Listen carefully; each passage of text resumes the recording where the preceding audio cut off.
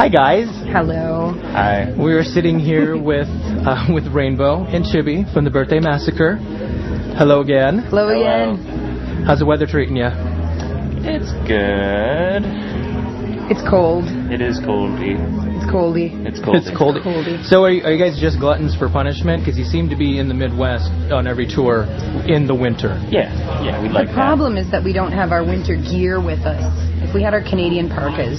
Usually we have our onesies, snowsuits, and whatnot, but we usually forget them. The snow pants. The snow Get pants really hot on stage with the little and stuff. flap in the back. Yeah. Those snow pants. Makes it hard to do the rock ballet in the snowsuits. In the onesie. In the onesies. In the onesies. So I'm just going to jump right into it, and let's talk about Imaginary Monsters. Okay. Now, on the Looking Glass EP, we had remixes, and then we had new tracks. Mm-hmm. And the remixes and the new tracks were kind of intermixed with each other, but the entire EP blended together, I mean, quite seamlessly. And now on Imaginary Monsters, we have our 3 new tracks right at the beginning, and then we jump into the remixes. Tell us about recording and putting that album together. Well, in terms of the order of the songs, that's something we usually just feel out after we have all the tracks. And it just so happened that it worked out better that the new tracks kind of flowed into each other, and then they flowed out nicely, I thought, into Kevy's remix that he did with Dave Ogilvy. And then we just sort of, whatever fit with one another. That's how we did that. The recording process? We had the 3 original songs that are on the EP were sort of songs that we didn't get to complete during the Pins and Needles writing process. And so I was really glad when we went back and flushed out the remaining songs. Except for Burn Away was one that was started, Mike started that after we finished touring last November. He started that track, and the other 2 songs were ones that were, I think Forever was one of the ones that we didn't get to complete, and Left Behind was instrumental initially. And then we just ended up fleshing it out, and it ended up turning into a nice little ditty. Nice little ditty. Yeah. Sorry. Yeah. So the 3 new tracks in and of themselves, they tell a very happy, sad story. Mm-hmm. When they were originally birthed in your minds, were they thought of as being like the 3 parts to a whole story, or were they more individual pieces that would have just fit into the larger landscape of a full-length album, I guess? I think lyrically, they came together in and around the same time. Musically, they spanned a greater amount of time in terms of the instrumental writing. But I think lyrically, because they were done, usually we do lyrics last, and Chibi and I usually work on those together, and they were all done in and around the same time when we were completing Imaginary Monsters. So I think it wasn't a conscious effort, but it ended up just sort of coming together that way. Maybe just subconsciously we were sort of just in the same mindset, and doing the lyrics. One thing led to another, and it happened that way. But it wasn't really a conscious decision to have like a full, story or anything like that. Each song definitely has its own vibe, but the themes that run throughout are consistent, I guess. Now, and with the remixes, was it more of shopping the songs out to many different people and then getting the product back from them, or were you like, I have to have Tim scold and Dave has to do a remix, and this is what it has to be, and this is the one that you're going to do? We approached people that we were interested in working with to do them, and everybody was everybody was pretty cool with it. I think we just got lucky. We had a handful of people that we wanted to have remix our stuff if they had the time and wanted to put the energy into it, and luckily they all came through, so it was really cool for us. That actually wasn't a problem at all. It was a really cool thing, and we were really excited to have all the people that ended up doing the remixes on the CD. It was really cool. For sure, with remixes, approaching people to do them, it can be, depending on what the band is doing, right? If there's a band that's on tour, they're not going to have time to do a remix, so everything did work out with everybody. Yeah. So do we have a full-length album in the works? In the works. Yeah. That was the plan. I think when we're finished this tour, we're going to go home and finish writing and recording the next record. We might, I'm not sure, we might end up doing some touring in March, April? We're talking about Not doing sure. that. So that'll put sort of the writing process on pause again, because it's, as we've said to you before, it's really hard to tour and write at the same time. It's not something we're able... No, we're not good at multitasking that No, kind we're of thing. really not. No, it's definitely two different headspaces for us. Yeah. So, I think it'll either be in the fall or maybe early winter. That's what we're shooting for. We sort of have a schedule. Depending on whether we tour. Yeah. So, Chibi, on your downtime, what was it, a year ago you'd worked with Kill Hannah? Oh, gosh. Was it... I think it was longer than that. A couple years ago? It was over a year ago. Okay, and then more recently you worked with The Dreaming. Yes. Both tracks which are amazing, and I love Mouth to Mouth with Kill Hannah. It's but a good one. Whole with The Dreaming is just amazing. And I talked to Chris about the recording process, and I guess in my mindset, I think of when you guys get together, you're all in the same room, everybody's doing their thing, and you were in a different country. Yeah, he was in Los Angeles. I think he lives in Altadena. And I was in Toronto. So yeah, there's no sort of the two people in the recording booths with the headsets on. That's not at all what it was. I recorded and send it to him what do you think? And then gets feedback. It was all... It's a global community now, so we can do these things. Yeah, I think it's the way a lot of artists work, and I think that fact enables a lot of people to work together that wouldn't necessarily have been able to do that beforehand. I'm so happy. I mean, we're good friends with Chris, and I love The Dreaming, and I've always liked the stuff that Chris has done. So I was just so excited to be part of it. So Rainbow, do we have any prospective guests that may be on the next album? Anybody that you guys would like to work with? I'm not sure. I don't think it's too early right now to... I mean, when the songs are fleshed out, maybe there might be something that we think, maybe this person would be great for this particular song. But right now, we definitely start doing things very internally. And we don't usually reach outside of the band until... something, we have something to show. Exactly. Something worthwhile to show, or something, really triggers or puts someone else in mind. But, no one comes to mind. Not yet. No. We're just excited to work on our stuff just amongst ourselves for now.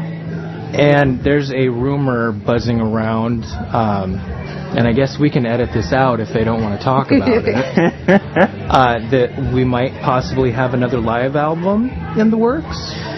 Yeah, we might. It's always a possibility. That's something that we've talked about doing. Yeah, I think more so, if anything, I'd probably want to do, a DVD or a whole live performance as opposed to just a live album.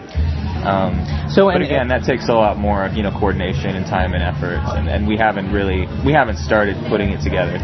But it would be great to put a show together with that in mind. The last DVD was great, but it was definitely more of a candid live DVD that we just got lucky that it was recorded. It would be cool to do something where we were a little more, just a little more premeditated. Yeah. And have a little more fun with it, So to elaborate on that, it wouldn't, when I say live album, and then you reference it, you're talking about recording just one specific show, as opposed to picking and choosing tracks from throughout a tour and which sounds the best. Yeah. Okay. Are you guys ready for the shotgun questions? Yes. What do you want written on your tombstone? I don't know. Wow.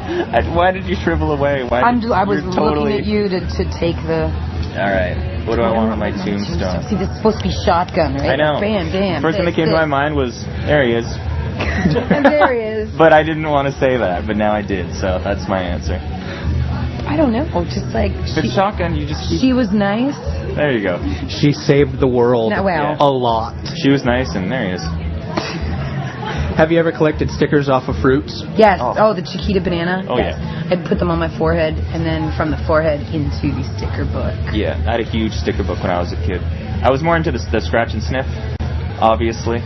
Oh, of course. Look, yeah. But, yeah, no, I like the puffy ones and the googly-eyed. I had a googly-eyed pickle. Big fan of that one. Still have it. Yeah.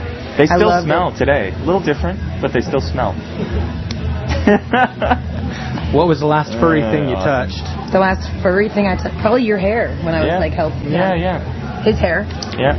And what was the last furry thing you touched? Probably your hat. Yeah. Yep. So when you woke up in Omaha this afternoon, because I'm sure you guys slept in. Yeah, right? I like how you said this afternoon. Okay. Yeah. When you looked in the mirror, what was the first thing you thought? Yeah, mine was a little more quiet. It was more of a... that would be mine. I studied the layers of my hair. Actually, my hair was bad. Combined with, again... So I'm wearing my there he hat is. now, actually, because my hair was... Same thing that would be written on my tombstone. There he is. There he is. What's your favorite cheese? Oh, I'm in a big provolone kick right now. And I like the string cheese too, the mozzarella string cheese. It's a little more inexpensive here in the States than it is in Canada, so whenever we come here I get a big bag of string cheese. But provolone all the way for me. These questions are awesome. What's your favorite cheese? You can go for like Monterey Jack. Very nice, like a pepper, like a spice. I got spiced cheese. Like a spiced fromage. Way. Quay. Do you have a secret talent? Secret talent. I like to share my Yeah, talent. if I have any kind of talent at anything, I just really try and just show everybody as much as I can. I'm a good whistler. I whistle, right? You were just saying. I'd say she whistles a lot. I'm a good whistler. I wouldn't, I don't know. I don't have many people to reference you with. Maybe that's not a secret talent. Have either of you ever been arrested? No. No. No. Luckily, you had to think about not. that. No, I haven't been arrested. Our drummer's been arrested. That's true. Maybe we shouldn't. We'll leave that just hanging in the air. Okay. Totally. He was arrested. He was totally arrested. It was all a big misunderstanding, of course. Oh, it always is. We just want him to... He was arrested outside the White House. Yeah. The plot thickens. Totally. For driving a van. We were in the van. You're not allowed to drive a van within a certain block radius of the White House, which we didn't know because we were ridiculous. We drive a white windowless van. Yeah, and we're all in the van, and he gets pulled out. And we're in a rush too, so we're just hurtling towards the White House. And once you get in that certain we perimeter, didn't know. We didn't know. And he didn't know. It wasn't like he was going crazy. It was just you're not allowed to do that. You're under arrest. And we had a gig that night, and it was very stressful. It was a few years. We got him back in time. We got him back. That was cool. Yeah.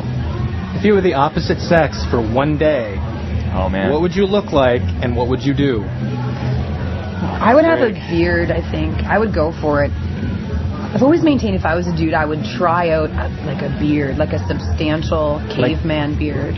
That's something I would want to experience. I don't know. I mean, I'd want to be hot, but then I wouldn't want to have guys hitting on me all day. That would be super annoying. So I don't know what this is a hard question for me. Can I tell you what I think you would look like if you were a girl? Let's switch the question up to that. I think you'd be an attractive girl. Wait a minute. With a good fashion sense. Wait a minute. Experimental haircuts. Lots of makeup.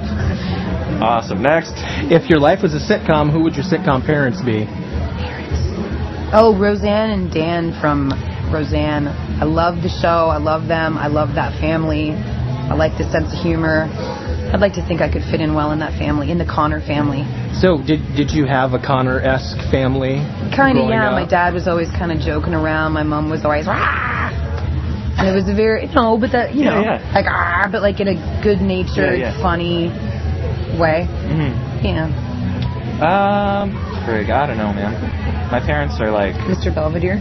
I was thinking that, but no, not Mr. Belvedere. Or the Huxtables? Huxtables? Maybe. But why? Just because I think that they're just, they just have their shit together. Solid. Folks are pretty solid, like the Huxtables. Somebody has to be in this motley crew. Yeah. It's true. He's clearly the most together of us all. Yeah. I know what I'm doing. And are you ready for this one? Because this is a brain stumper. Why does Donald Duck wear a towel when he comes out of the shower when he usually doesn't wear pants? Because when the feathers get wet, I would think they might cling a little bit more. Totally. Don't you think? I mean, when your feathers are fluffed up, your privates would be covered, but when it's all slicked... You notice how quick she answered that? Like she's thought about that a lot. I have thought about it because I never understood why Mickey wore pants and Donald wore a shirt, and it was like... But I mean, I guess because Mickey doesn't really have feathers. It's also just water absorption. It's just cold. If he's wet and the wind, it's windy or air circulation, it's a little colder. Just to kind of just drying the feathers. Mop it up, just mopping up the feathers. Drying up the feathers. No biggie. And to completely come full circle, you're on tour with the Deer and Grey right now. Yep. Yeah. And tomorrow's actually your last show. It is. So how has the experience with with Deer and Grey, Ben, and then not just with Deer and Grey, but I think that this tour has kind of opened up the doors to new fans. You can start. You can kick it off. God, it sounds like we have nothing to say.